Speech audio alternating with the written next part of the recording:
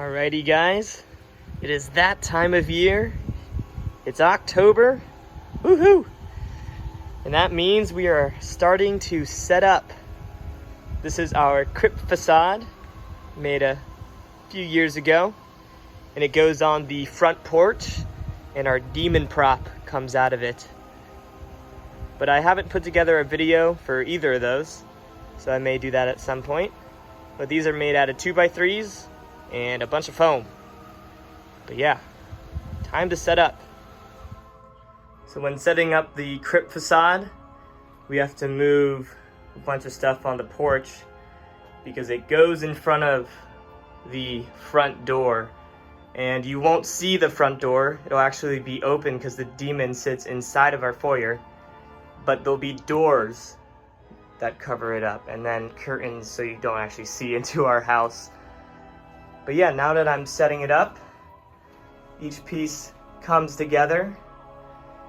This is a separate piece right here, and it sits into our door frame because it houses the cylinders that open the door once it's put on the hinges. But everything else is its own individual piece. Comes together in the middle, and it's bolted in, and then everything else is screwed into the back. And eventually I think I will replace all the screws with bolts, but I just haven't gotten around to it. So the next sections are these end ones, and these are supposed to be where the coffins are actually bricked up into. As you can see, parts of it are falling off and revealing the brick. But morbidly, we have our family's names on each one of them. But the cool thing about this is that these bottom ones are actually trapdoors so that we can get back into and access the plugs because the wires come out on either side. And then we also house our lightning machine on the other side. So other than the doors, these two columns are the last sections of the crypt. And they have red glowing eyes for the skulls on either side, which is pretty cool. And then we also got these flame things that broke literally the first day we got them. So they're a piece of crap. We haven't replaced them since. Hello. Boo.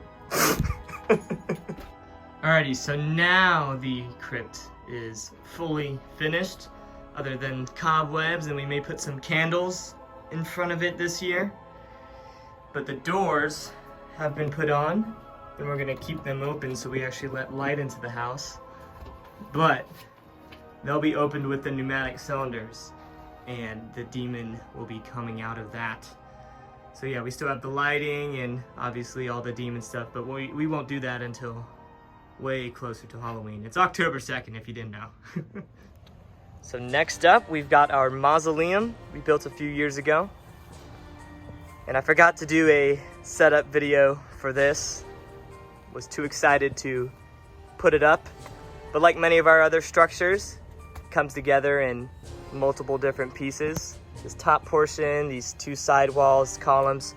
You can even see the seam right there where it comes together, and that'll hopefully be hidden by the darkness of nighttime.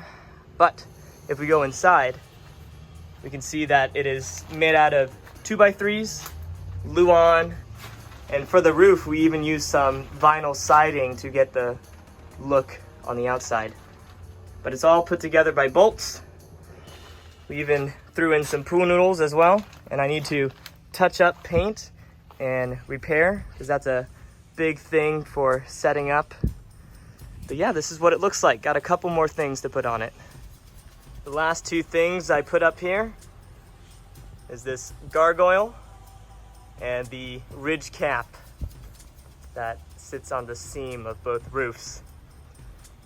But other than that, all that's left are the curtains that hide our scare actor who sits in here, and they have a button they can press to set off some scare lighting and sound so they can jump out at people who are walking down the path in front of it.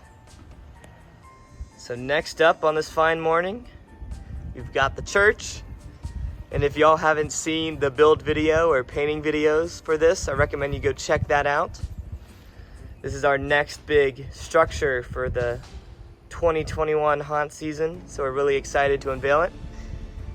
But we haven't got the steeple up yet because I'm afraid it'll be blown down or it'll break or something. You never know with Florida weather. But I plan on putting some dead plants all along the front of it, and then we're gonna have a mulch pathway that goes through the yard and connects up with the rest of our haunt. You can see the mausoleum all the way over there.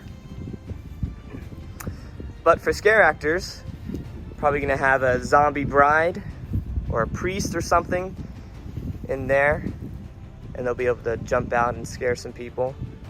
And then for this side, I actually have a chain link fence that's gonna connect up with the church and then the house.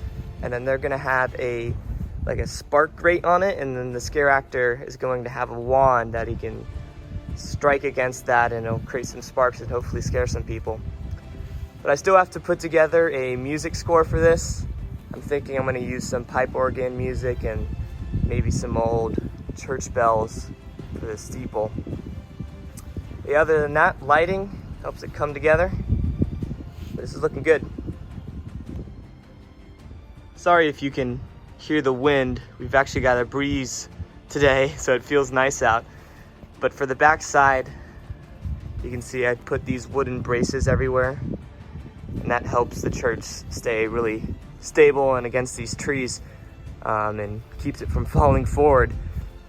But I still think we're gonna put some chain or rope, something like that, in order to keep the church from not falling on anyone, because that would be worst case scenario. It shouldn't fall, but you can never be too careful. Alrighty, so next up, we've got the columns and fencing for the left side of the yard. I haven't done this corner yet because the corner column here connects up with the rest of the cemetery gate that people walk through on the driveway. And we want to park the cars here for at least another week, so I'll do that next week. But I'm also missing all the finials because they're made out of foam paper and they'll blow away easily, so we'll do that later as well. But this is where all the tombstones and skeletons and creepy stuff will be. And people will walk down this pathway towards the front door. We'll see the mausoleum over there.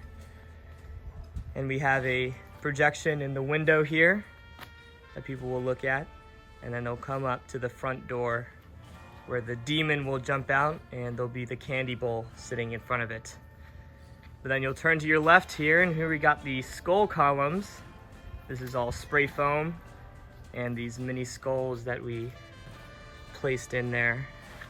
I've always loved these things. But people will walk down here. We'll have the plywood pathway, and then they'll walk up next to the mausoleum where a spooky experience will happen. So on the very far left side of the cemetery, we've got these brick columns that we made a few years ago. And all these bricks are individually cut out and glued on with foam, and then hard coated and painted. But they're missing the tops of them because we won't put those on till later. We've had them blown over before and break, but we've still got them tied up to the trees here so they won't fall forward, but you can never be too careful. But here we'll have people either enter or exit into the rest of the yard onto the plywood pathway. And then on this side we'll have the rope fence connect up all the way over there, so people can't actually go into the cemetery. But we'll have some different scare actors and other spooky stuff on this side that I'll show y'all later once I get it up. Alrighty, so we've got the gate set up now. Again, got too excited and forgot to film. But we have a couple videos on how I built this. It shows all the different sections and how they go together. But all that's left is the cemetery sign that fits up on the top of these columns. And then this side, I've got to do all the fencing. Had to wait until I put this up because it connects to the ends of these columns. But other than that, I gotta repair some parts and repaint it. Oh, the gate moved by itself. Very spooky. I was gonna show you guys the cemetery sign at the top. Still got a ton of the vines and spider webs. And we're gonna put vines all over this. I think we're gonna use some fake vines this year and just paint them brown. But we'll probably go collect a bunch of real ones too and let them die. But yeah, looking good. So I finished setting up the fence over here. I've also started laying out where all the tombstones are going because we're gonna do some lighting tonight. But we've got this guy hanging up because I needed to test him and reprogram him.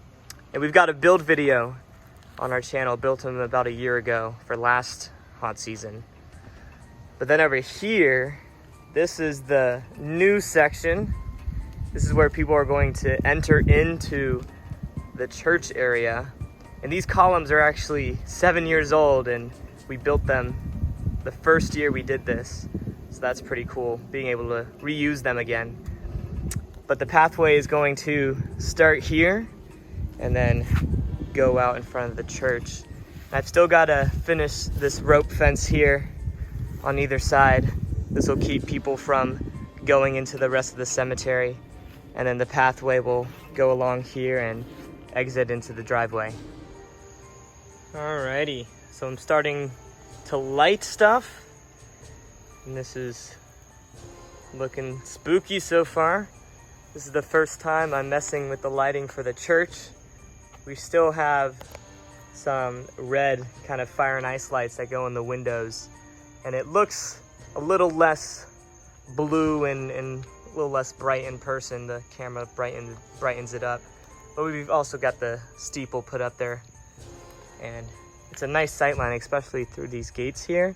And once we have the flame lights here, have the gates kind of half open, you can see it frames it in nicely, which will be great for the people walking in through here. Be like, ooh, this nice spooky church in the background.